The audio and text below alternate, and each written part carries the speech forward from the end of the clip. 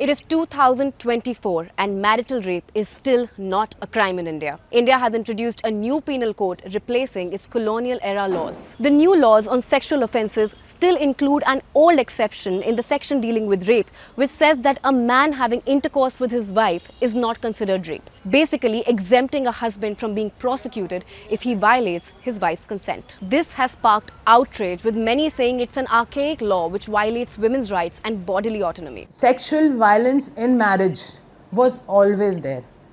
Now we are giving it a name of marital rape. Consent matters. And in marriage or no marriage, by the stranger, by the husband, if consent is not given, it should be considered rape.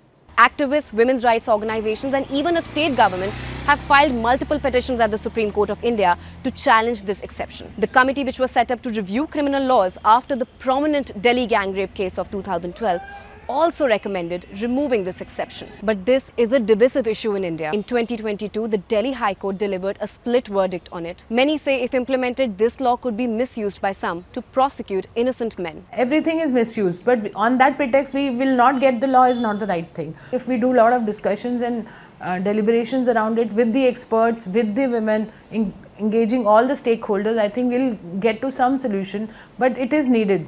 Nevertheless, the first petition to criminalize marital rape was filed back in 2015.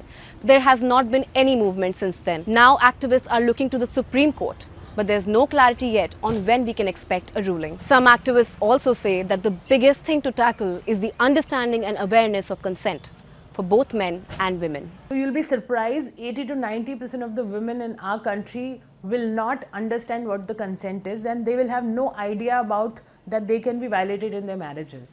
So the whole idea is about spreading the awareness and telling them that this is wrong.